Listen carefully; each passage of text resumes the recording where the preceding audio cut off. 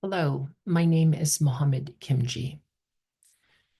Book number 5 is focused on the heroic valor, the moment of excellence, the finest hour, the best representation or presentation of a great Achaean hero, Diomedes.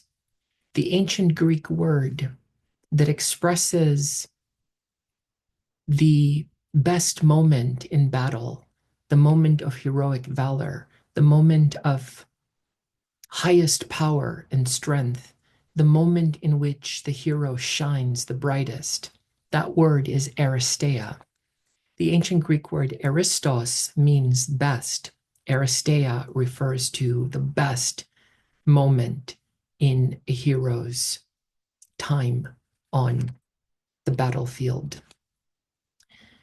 Diomedes is the son of Tydeus. And book number 5 begins in the following way. There to Tydeus' son Diomedes, Pallas Athena granted strength and daring, that he might be conspicuous among all the Argives and win the glory of valor. She made rearless fire blaze from his shield and helmet like that star of the waning summer, who beyond all stars rises bathed in the ocean stream to glitter in brilliance. Such was the fire she made blaze from his head and his shoulders, and urged him into the middle fighting, where most were struggling. Diomedes here is compared to shining like that star of the waning summer, who beyond all stars glitters in brilliance. She is referring to the star Sirius. The star Sirius comes from the ancient Greek word that means scorcher, because it represents it's a symbol of the hottest time in the summer. And it's the brightest star in the night sky. It belongs to the constellation Canis Major. In the ancient Greek world, the Greeks would have known the constellations in the sky. It was very important for navigation. It was very important for many things, including time, the time of the seasons. Different part of the night sky appears as the earth revolves around the sun. We know the ancient Greeks would not have known about the Copernican model of the universe, solar system. So we will see this star Sirius appearing elsewhere, but it belongs to the constellation Canis Major. Canis Major means greater dog, because the constellation Canis Major in the sky looks like a dog, a big dog. And it's called, Sirius is thus called the dog star. There is somebody else that we will see who later in the Iliad will be shining like the star Sirius. Now, Diomedes will kill a number of enemy soldiers in this book. It's the longest book in the Iliad, and it is not my intention to go through this book in very much detail, because we often find the same themes that are presented over and over again.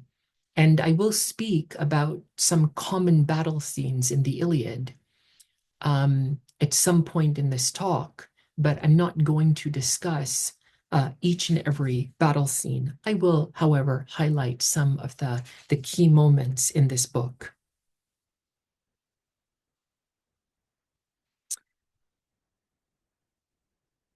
At line number 85, you could not have told on which side Tydeus' son was fighting, whether he were one with the Trojans or with the Achaeans, since he went storming up the plain like a winter-swollen river in spate that scatters the dikes in its running current, one that the strong, compacted dikes can contain no longer, nor do the mounded banks of the blossoming vineyards hold it, rising suddenly as Zeus's rain makes heavy the water, and many lovely works of the young men crumble beneath it. Like these, the massed battalions of the Trojans are scattered by Tydeus' son, and many as they were, could not stand against him. He seems unstoppable here. Here, Diomedes is described in terms of the simile of a very powerful, surging river that overwhelms all of the dams in its way and blasts its way inland.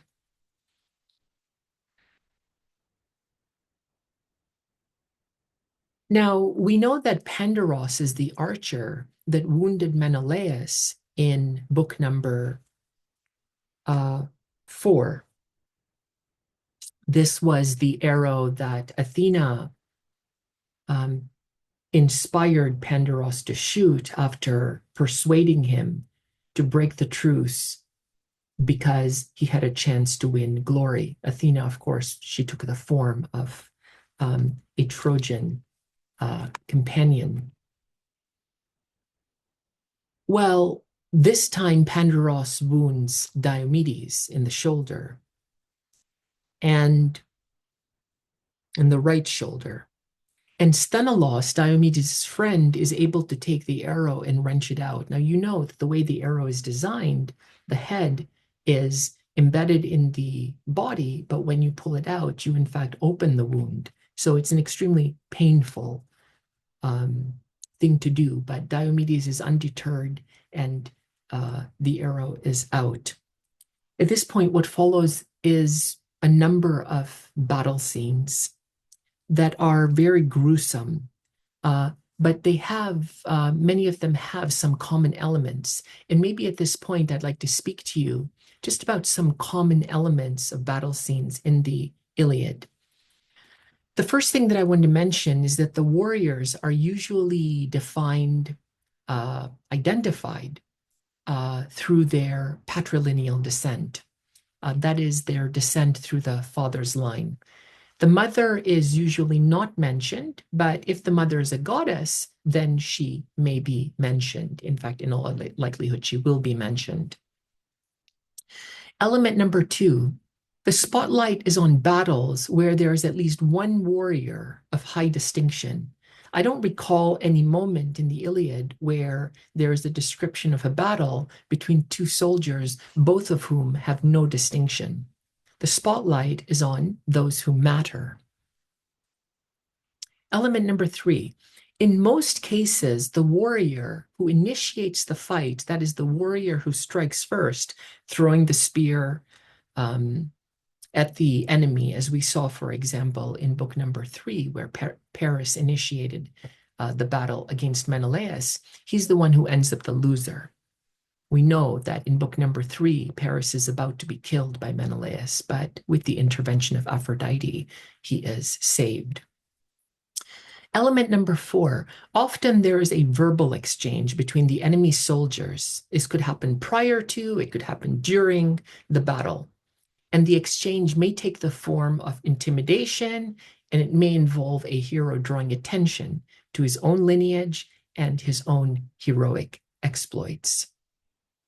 Element number 5, when the battle is between two heroes, there is usually a vivid description of the encounter, and in particular, of the moment when the weapon that is used, a throwing spear, a thrusting spear, a sword, could be an arrow or a javelin, it penetrates, there's usually a vivid description of the time where it penetrates the armor or when it penetrates the flesh. And if it penetrates the flesh, there's usually a gruesome description of the effects that it has on the body. For example, the head might crack open, or there would be a gush of blood, or shattered bones, head sliced in half, whatever, at the moment of impact. Now, you might ask, well, why does it do this? Why is the moment of impact on the body so vividly described? Why are there so many details presented? I think it has to do with extolling the heroism of the one who has caused this kind of damage. I think the hero is extolled, the power of the hero is amplified when you see the um, the lethal effects it has, the weapon has, the weapon that he threw has or thrusted has on the enemy soldier. So it's really meant to celebrate, I think, or to shine a light on the power of the one who has inflicted that damage.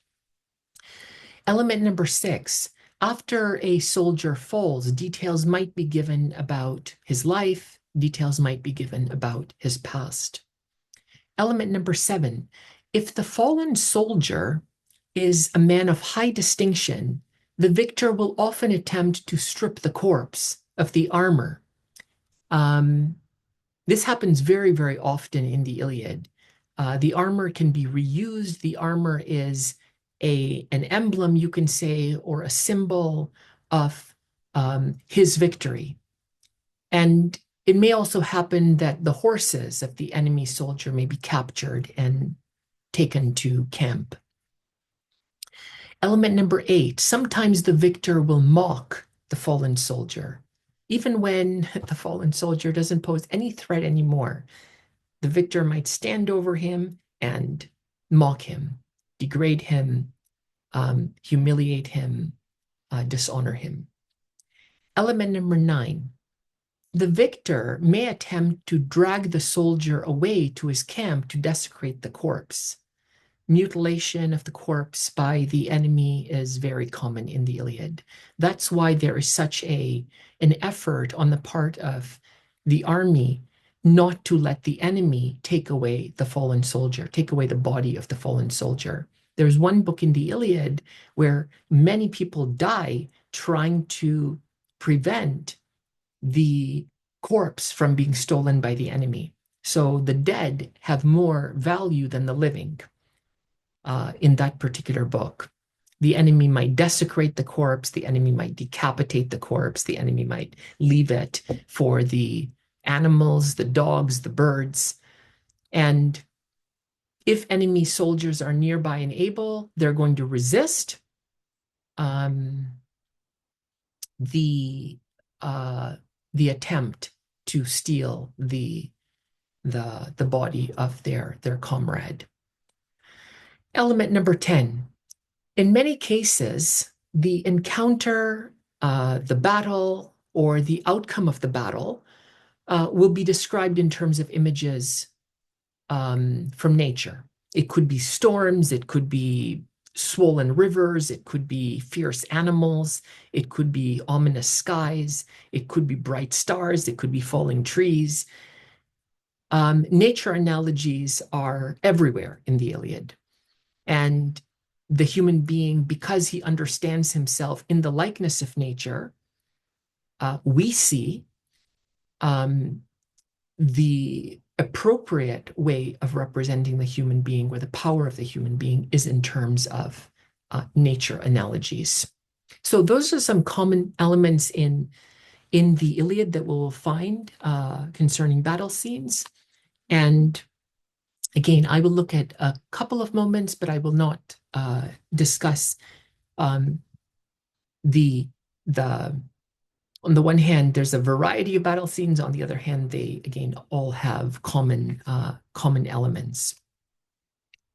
Well, Diomedes is okay because Sthenelus takes the arrow out of Diomedes' right shoulder, and Athena, we are told, gives Diomedes the power to distinguish between gods and mortals. We will find that mortals do not have this power, but for a moment, Diomedes will be able to distinguish between gods and mortals. And in fact, he's going to wound 2 gods at the later part of this particular book. He's going to wound Aphrodite, mother of Aeneas, and he's going to wound the god of war, Ares. And so at line number maybe 127 or so, Athena says, "I've taken away the mist from your eyes," she says to Diomedes, "that before now was there, so that you may well recognize the god and the mortal. Therefore now, if a god-making trial of you comes hither, do you not do battle head on with the gods immortal, not with the rest, but only if Aphrodite, Zeus's daughter, comes to the fighting, her at least, you may stab with the sharp bronze. Later, he's also going to wound Ares, and Athena is actually going to be with him, and she's going to help Diomedes drive the spear into Ares's body. Diomedes now goes after the one who wounded him, Pandaros. And at line number 276, we find the following words, onwards, 276 onwards. First to Diomedes called out the shining son of Lycaon. Pandaros speaks to him. Valiant and strong-spirited, O son of proud Tydeus, you were not beaten then by the bitter arrow, my swift shot. Now I will try with the throwing spear to see if I can hit you. So he spoke and balanced the spear, far shadowed, and threw it, and struck the son of Tydeus in the shield. And the flying bronze spearhead was driven clean through and into the corslet, and into the shining son of Light. And the shining son of Lycaon cried aloud in a great voice. Doesn't penetrate the skin. Now you are struck clean through the middle, Pandaros says. And I think that you will not hold up for much longer. You have given me great claim to glory. Then strong Diomedes answered, not frightened before him, you did not hit me. You missed. But I do not think that you two will go free. He's speaking to Pandaros and Aeneas, who was with him at the time. I do not think that you two will go free until one or the other of you have fallen to glut with his blood Ares the god, who fights under the shield's guard.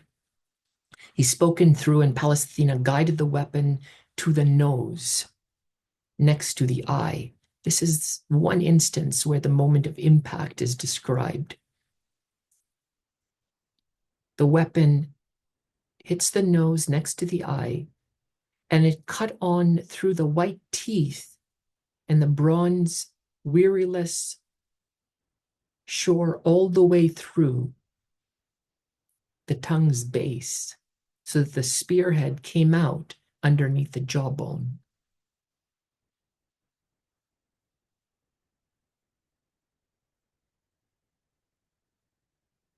After Aeneas has killed Pandaros, he goes after Aeneas, son of Aphrodite.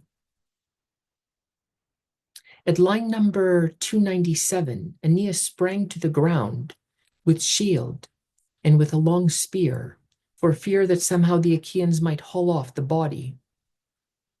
And like a lion, in the pride of his strength, stood over him, holding before him the perfect circle of his shield and the spear, and raging to cut down any man who might come to face him, crying a terrible cry. So this is an example, moment, where a hero will not let the enemy, another hero, take the body of another hero, whom he will put his life on the line to defend. But Tydeus' son in his hand caught up a stone, a huge thing which no two men could carry, such as men are now, but by himself he lightly hefted it. You can see how the hero, Diomedes here, is just described, or the power of the hero is described in terms simply of his natural strength. In this particular case, his ability to lift up a giant stone that no two men could carry. This is not an uncommon thing in the Iliad for strength to be described in this way. He threw and caught Aeneas in the hip, in the place where the hip bone turns inside the thigh, the place men call the cup socket. It smashed the cup socket and broke the tendons, both sides of it. And the rugged stone tore the skin backwards, so that the fighter, dropping to one knee, stayed leaning on the ground with his heavy hand, and a covering of black night came over his eyes. And Aeneas is in big trouble at this point. But his mother, Aphrodite, once again intervenes in the battle, and she saves him. carrying him out of the fighting before Diomedes can finish the job.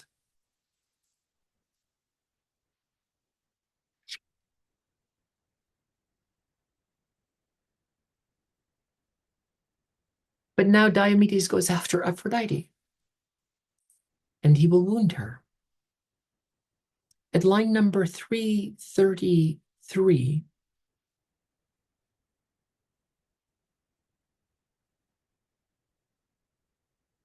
following Aphrodite through the thick crowd, he caught her, lunging in his charge.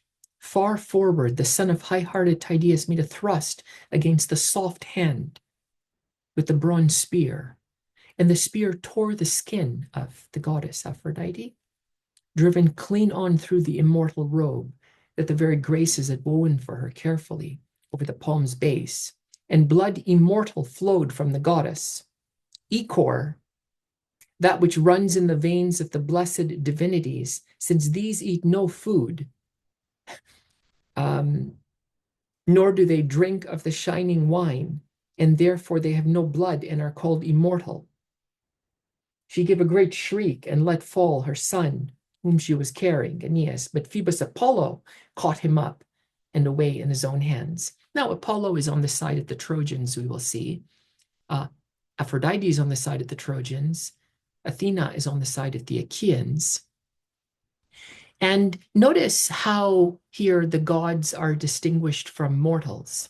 So on the one hand, Aphrodite is represented as the same as a mortal insofar as she is a woman, she has arms, she has legs, she's beautiful, she has soft hands, and so on. On the other hand, the gods are represented as unlike human in the sense that they don't have blood, they don't eat what mortals eat, they eat ambrosia, they don't drink what mortals drink, they drink nectar. And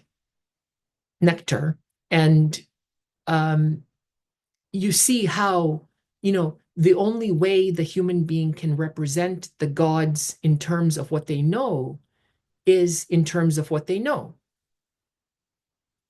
How else can they, with what other materials are they supposed to understand who the gods are? But they also want to, the poet also distinguishes between the two, but the distinction is still in terms of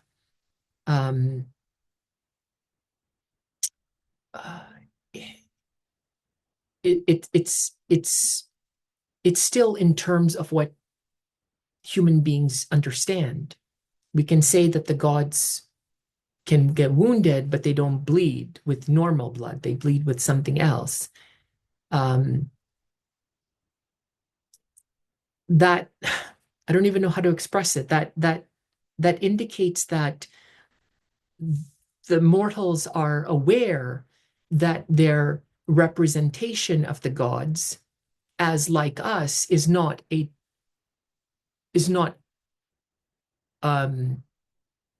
representation that expresses who the gods really are. Ultimately, all representations of the gods in terms of the material that is available to human beings to represent them is not going to express the essence of the divine. The great philosophers in the ancient Greek world will not speak about the gods ultimately in this way. They will speak about the essence of the divine as that which the reader will see no human being can know or understand. For this reason, Plato does not believe that the poets have any understanding or knowledge of the divine. But we'll get to that at some point. So Aphrodite is wounded. Ultimately, she is immortal. She cannot die. And the wound heals. and the arm will be made whole again.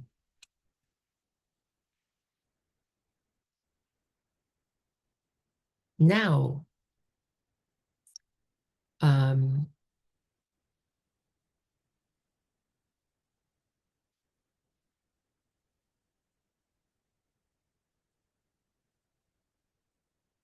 while Aphrodite was not able to protect Aeneas, I mentioned that Apollo stood in to protect Aeneas. And this time, Diomedes goes after Apollo. At line number 433, Diomedes of the great war cry made for Aeneas, though he saw how Apollo himself held his hands over him. He did not shrink even from the great god, but forever forward drove to kill Aeneas and strip his glorious armor. 3 times, furious to cut him down, he drove forward, and 3 times Apollo battered aside the bright shield. Apollo now speaks to Ares at line number 454. Apollo spoke now to violent Ares, Ares, manslaughtering, blood-stained stormer of strong walls.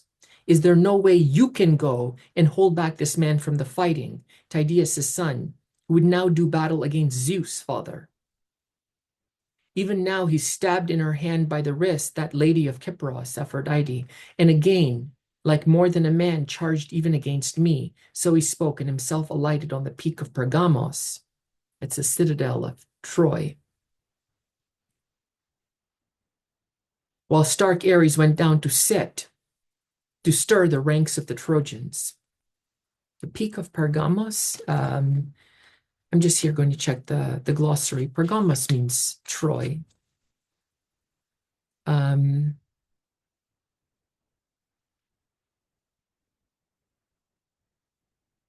So I'm not sure if this refers to a mountain or refers to the citadel.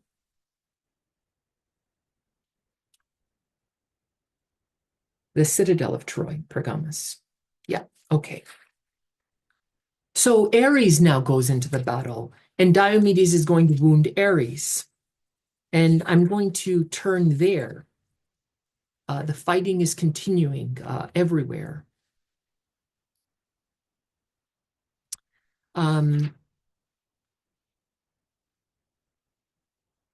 So I'm going to jump at this point to line 850. Now, as they and there in advance, Ares and Diomedes had come close together, Ares lunged first over the yoke and the reins of his horses with the bronze spear, furious to take the life from him. But the goddess gray-eyed Athena in her hand, catching the spear, pushed it away from the car. So at this point, Athena is actually the charioteer of Diomedes. She has thrown Diomedes' charioteer, Sthenelus, off the chariot. And this is how battle scenes are often described, where the hero would have a charioteer, someone who drives the horses. The hero would be in the chariot. And when he gets to the place of battle, he would fight on the ground. And let me actually just go to the moment where Athena counsels Diomedes to fight Ares, and where she throws Sthenelus off the chariot.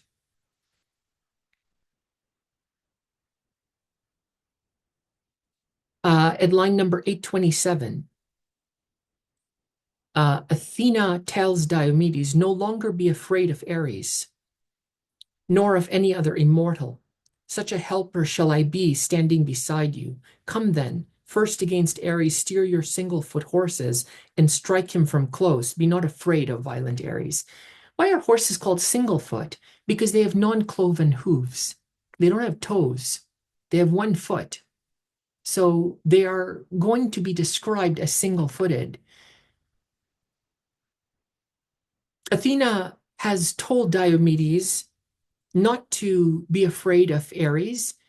She takes Sthenelus and she throws him off the chariot at line number 835. She pushed Sthenelus to the ground from the chariot, driving him back with her hand, and he leapt away from it lightly. and she herself, a goddess in her anger, stepped into the chariot beside brilliant Diomedes. That's the context when Diomedes and Ares encounter one another. It's Athena who is beside Diomedes. So Ares lunges first at 8:51 over the yoke and the reins of his horses, with the bronze spear, furious to take the life from him. But the goddess gray-eyed Athena, in her hand, catching the spear, pushed it away from the car, so he missed and stabbed vainly. After him, Diomedes of the great war cry drove forward with the bronze spear, and Pallas Athena, leaning in on it, drove it into the depth of the belly of Ares, where the war belt girt him. Picking this place, she stabbed, and driving it deep in the fair flesh, wrenched the spear out again. Then Ares the brazen bellowed with a sound as great as 9,000 men make, or 10,000, when they cry as they carry into the fighting the fury of the war god. Look at how Ares is described.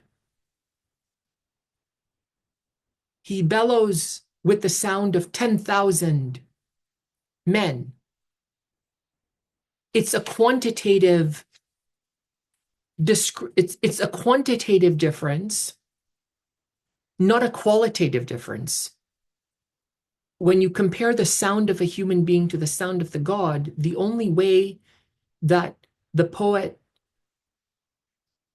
distinguishes between the sound of the god from the sound of the human being is in terms of loudness. And this, again,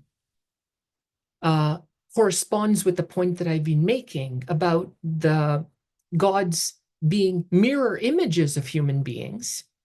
Here they're represented actually as fighting on the battlefield, Aphrodite and Ares.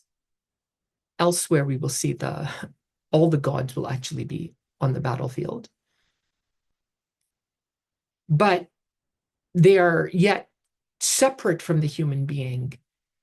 But the separation is not a qualitative separation, it's a quantitative difference. And it's a quantitative difference that has to do with power. It's a quantitative difference that has to do with size. It's a quantitative difference that has to do with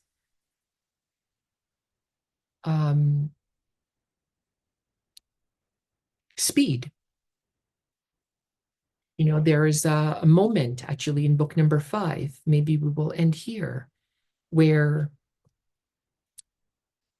I believe it is Hera who is described as on her horses, but the horses are leaping the length of what is visible to the human eye at every leap. So for example, at line number 770, look at what is said here.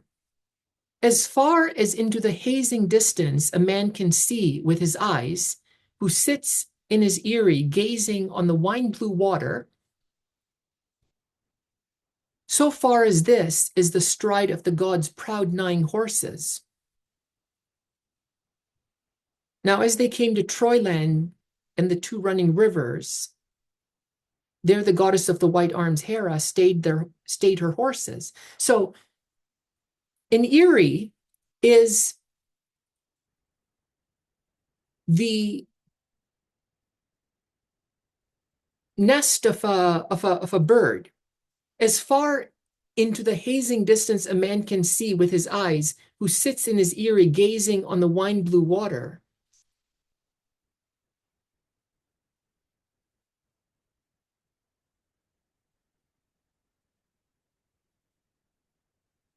That doesn't make sense. I thought eyrie was the nest of a bird. Let me just go check this out. Okay, so the other translation that I'm looking at by Robert Fitzgerald says the following. Hera cracked her whip again.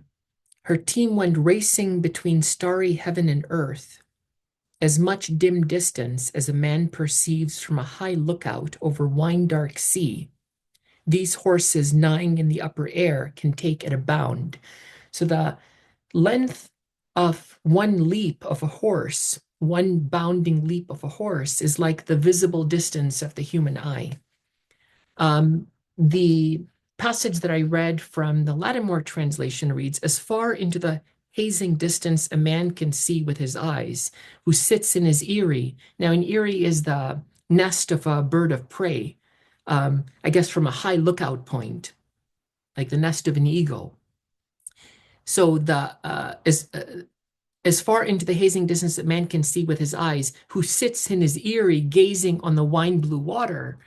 I think that means who sits in his nest, who sits in his home, who's at a high lookout point.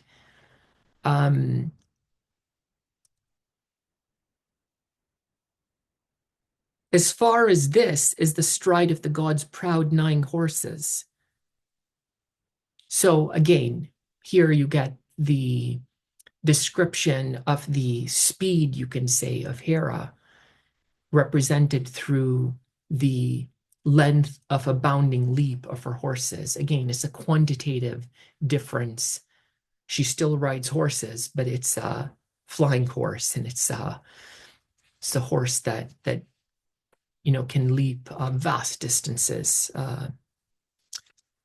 Okay, I wouldn't say book number 5 is one of the most important books in the Iliad at all, but it does. It is very, very useful to see how things are described on the battlefield, and I think it's a very concentrated look on the fighting. Next up, book number 6, which is, I would say, a very important book. My name is Mohammed Kimji. If you are interested in connecting with me on LinkedIn, please do so. Thank you.